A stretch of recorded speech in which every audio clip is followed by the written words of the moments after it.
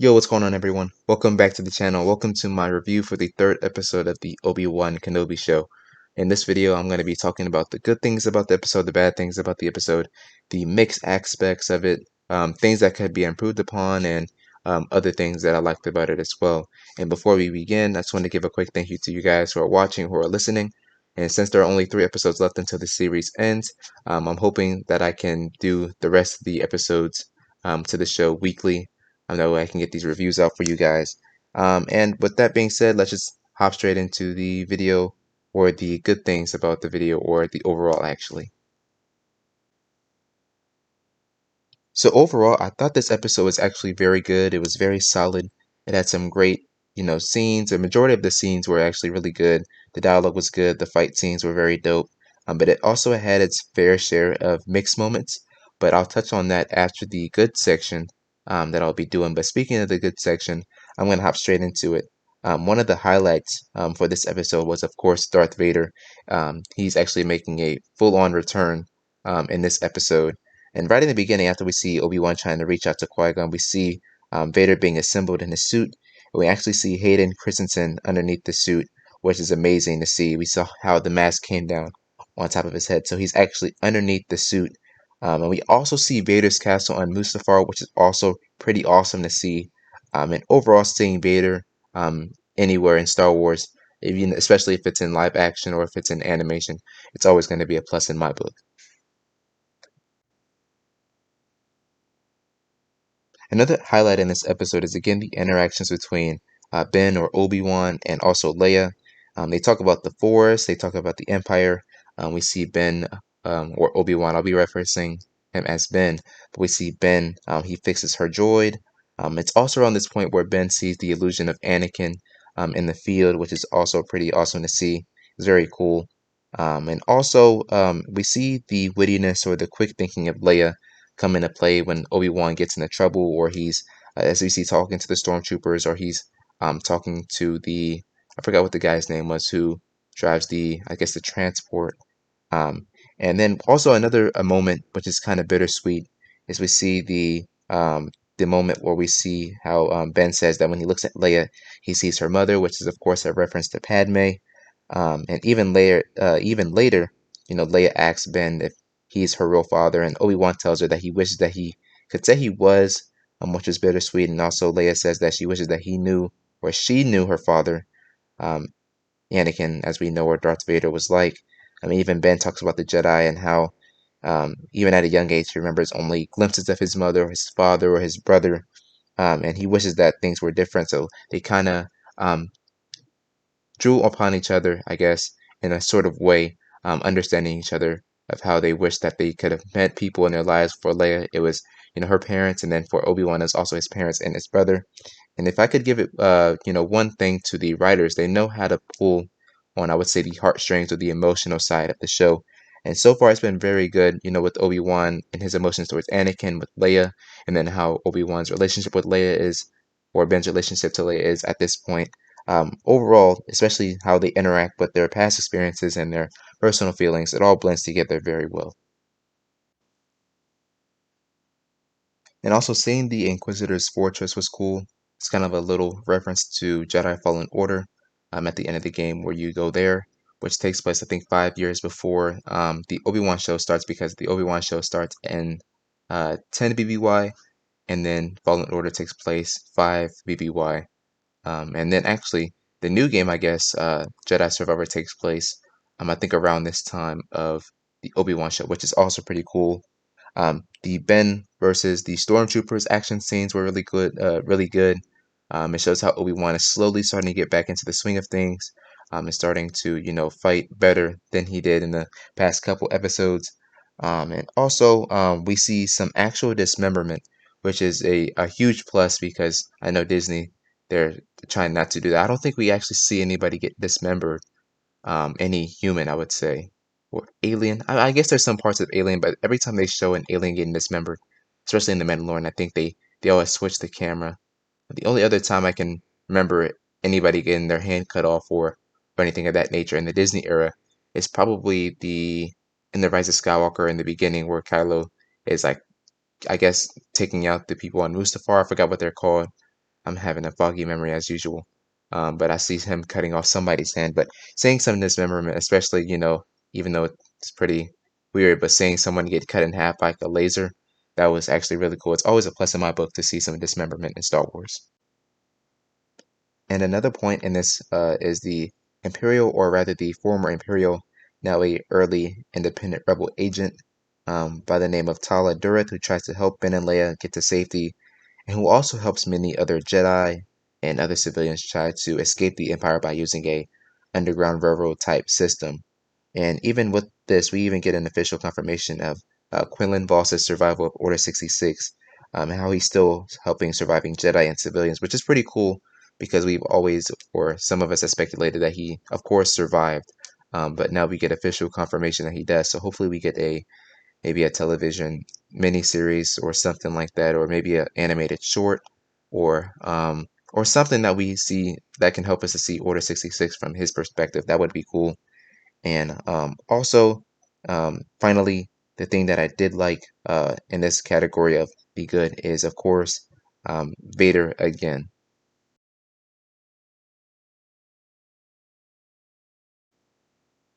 And as we see in the episode, when Vader arrives, he just starts going to town. He starts pulling people out of their homes with the Force. He's choking them. He's snapping their necks. He's, destroying stuff. And then on top of that, he's not showing any mercy to anybody, whatsoever. And along with, the Obi-Wan and Vader fight, which I'm going to get into in just a little bit, I have some criticism towards that. But the dialogue in the fight was very, I really loved the dialogue. It was on point. Even, with the fight at the end of the fight, which I thought was the best part of the fight, we see Obi-Wan being pulled with the Force into the air, and then Vader sets the ground on fire. Then he throws Obi-Wan on the fire, and then he starts dragging him in the fire, burning him. And you see afterwards, you see the burns on like Obi-Wan's arm and his body and everything. And then during the fight, he just tells Obi-Wan that this is basically just says that he's about to suffer the same pain that he suffered, and this was just the beginning. So Vader was about to do more to him before everything ended. But it just goes to show the level of rage and brutality and savageness that is the man Darth Vader. So these were the highlights of the episode, which I liked. I thought these were the good aspects of the episode, and that were really good and interesting. So now that I've done this aspect or this part of the video, let's move on to some of the criticism. And I wouldn't say bad, but some of the mixed aspects of the episode, which I have, which is just kind of just a few points. But it kind of is, and it involves the Grand Inquisitor because it is, I guess, sort of implied in the show that he is dead. But I talked about last week, it's kind of ridiculous because it would interfere with the events that happened in Rebels and then the events involving the Grand Inquisitor that happened in the Vader comics.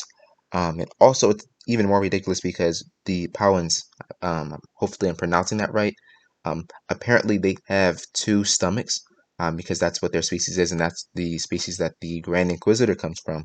So as we see, like Reva, and I think at the end of episode 2, when Reva turns on her lightsaber and she stabs him, she kind of stabs him in the stomach, but he has two stomachs.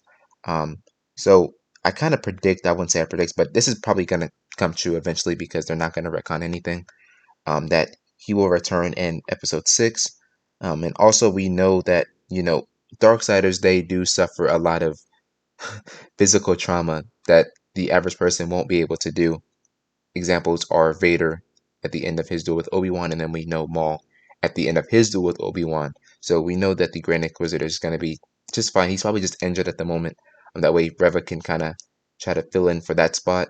I guess that's what they're doing. I don't know. I can't really tell the way that the show is going so far, but that's probably what's gonna be happening. That the Grand Inquisitor, he isn't dead, as some people believe, because it's gonna be stupid that they retcon everything that involves Rebels and the Grand Inquisitor. He's just probably injured. He's kind of taking a little time out before he shows back up later down the line in the series. Now, here is my greatest criticism for this episode, and it's the Obi-Wan or the Ben and Vader fight. Now, this fight, if I'm gonna be honest, I was bored with this fight, or this duel. Even though it did have some great moments with, Obi-Wan and Vader, and then Vader pushing Obi-Wan and amongst other things, it wasn't what I was expecting their first duel to be like.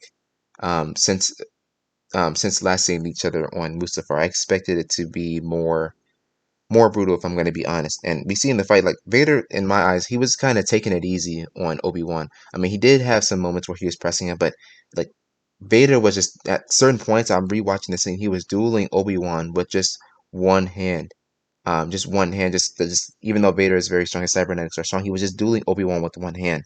Now, me knowing, information about Darth Vader, if Darth Vader sees Obi-Wan, especially in this time period, he's gonna go all out. He's gonna be using Force abilities. I mean, he learned how to walk again. He learned how to use the Force again. He had to relearn all the ways of how to use a lightsaber, including all the different lightsaber forms. So this is a Vader that is probably not at his prime just yet, as we see. He's probably at his prime. I would say around Return of the Jedi is what he has where he's at his strongest. But this is still a very powerful Vader who's still learning how to do things, who's still drawing upon the dark side because of his anger and because of his pain. So to see this Vader or this version of Vader that's not taking advantage of that pain and does so only at specific times, where he could actually destroy Obi-Wan at this point because Obi-Wan hasn't been training or hasn't used the Force. I just find it really hard to believe that Vader wouldn't go all out on Obi-Wan because truthfully he would. And speaking of this, that goes in line with the ending of the fight or the very ending of the episode where Vader just lets Obi-Wan go. And Tala, I think I can't remember her name. I just had it a second ago, but she interferes. She shoots a stormtrooper, and then I guess she helps Obi-Wan get away. But the camera focuses on Vader, which is, even though it was a cool shot, he stands there and then lets Obi-Wan get taken away. Now, especially me knowing Vader, Vader would not let this happen in a million years because Obi-Wan is the one who put him in the suit. He's the reason for it. In his eyes, his suffering, it's Obi-Wan's fault that the reason why his life is like this. So because Obi-Wan is getting away, I don't see Vader just standing there and letting Obi-Wan get away. And I've seen some people try to reason on this, saying that what was it? It was because he was conflicted at this point that he let Obi-Wan go, or maybe it was because he saw the fire that that kind of reminded him of Mustafar, and then you know my reason of debunking this are especially with the fire part that Vader, his castle is on Mustafar. He draws upon the anger and the pain that he goes through. So the fire wouldn't really mean anything because really, if the fire meant something, then when he ignited the fire, against Obi-Wan, then he would have been, I guess, traumatized or suffering PTSD from that moment. And then also, I can understand the conflicted aspect um, of I guess him letting Obi-Wan go because it is kind of directly in the middle. This is 10 years after Revenge of the Sith, and this is basically 9 years before A New Hope. So this isn't Vader at the this isn't the same Vader that we know in the original trilogy. But I can understand that, but at the same time, Vader would not let Obi-Wan go. He's has all this anger and this rage against them that he just wouldn't stand there when he could just go. We've seen Vader, like we've seen plenty of times, especially in the comics, Vader just going through fire like it's nothing. He could have easily got to Obi-Wan. He could have easily killed Obi-Wan. I think it's just plot armor revolving around Obi-Wan, which defeats everything.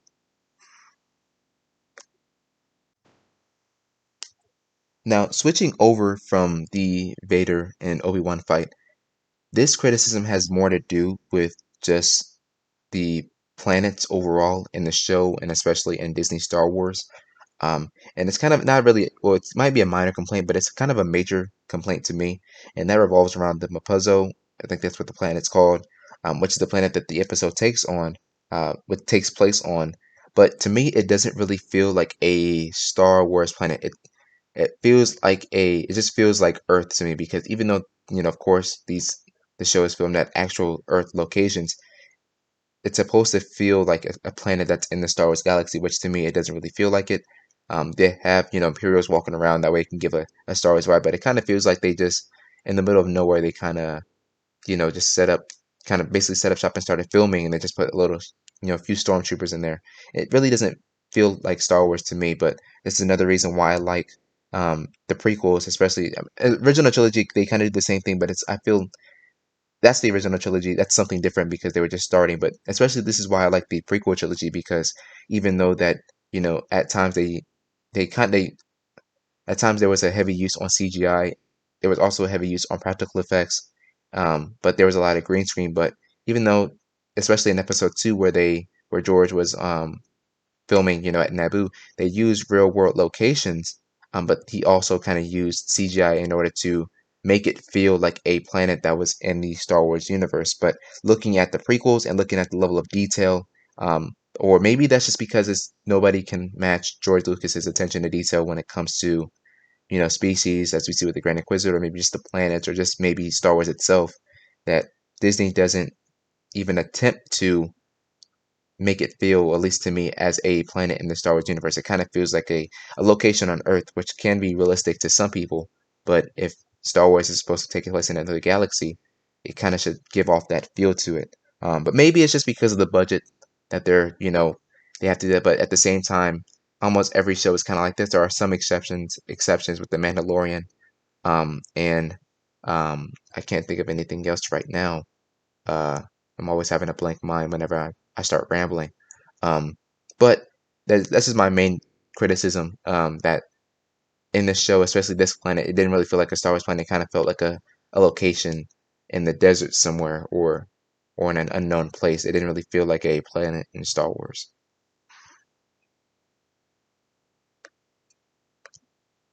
And on an end note, we finally have some type of explanation for Reva's motivation, for Obi-Wan Kenobi, or hunting down Obi-Wan Kenobi. And it's probably because maybe well, plain and simple, she wants some type of favor or some type of acknowledgement from Darth Vader. So she probably hopes to become the new Grand Inquisitor of all the Inquisitors, or even she might even hope to be a some sort of secret apprentice to Darth Vader, which I think that's going to be highly unlikely. I wouldn't like that because, in my opinion, that especially in Legends, apparently Vader has, well, in Legends, Vader has had many different apprentices, or uh, assassins that he's trained, or things of that nature. But the most famous one is definitely Galen Merrick, who's one of my favorite Star Wars, my top 10 favorite Star Wars characters. And I feel that, or not feel, I think that if they were going to have Vader have an apprentice in canon, they should just kind of bring Starkiller back. I don't think, some people were just saying that Reva should just be Vader's apprentice. I don't think that that should happen, because the Inquisitors aren't supposed to be these powerful, um, these powerful, uh, dark side users. Their main purpose is to hunt, Padawans and low level knights. They're not master duelists, are not capable of taking down masters. But someone like Galen America, however, he was trained. Well, the whole inspiration of him is to be like, what if Darth Vader raised Luke, or what if Luke turned to the dark side? How would that turn out? And that's kind of what Galen America is sort of based around. So his whole purpose was to help Vader take down the Emperor, which is why he's so powerful. And on top of that, it's a video game character. But I'm rambling again. But the whole purpose of, I guess, her turning down Obi-Wan is to gain favor with Vader, to gain his acknowledgement, and to gain some type of reward, or have some type of privilege, or to serve alongside Vader, or something of that nature. But overall, the episode was very good. It was actually great. Actually, I really enjoyed it. I'm enjoying the series so far. And the series isn't perfect. I don't expect it to be. But overall, I'm having fun and watching it. There are some great moments. Even the small moments that kind of get in the way, they don't take away from my enjoyment of the show, even though there are some hiccups here and there. But overall, this episode was very good. Um, but this is all that I really wanted to touch on. Overall, I would say, if I had to rank it, I would say an 8 out of 10. It's not bad. It's a great episode. There could be some improvements later on, but hopefully we see that throughout the show. And if not, then it is what it is, because it is a Star Wars show. It's not going to have the same type of, I would say, quality towards the movies. Um, but if you agree, or if you disagree, or if you would like to say something, or if you have something to say regarding this, or Star Wars in general, just, I guess, hopefully you guys can leave it in the comments or something. And that's all that I had to share regarding this review. So I hope you enjoyed listening or watching. And thanks again for watching and listening. I hope you have a great rest of your day, and hopefully I can catch you guys in the next video. See you later.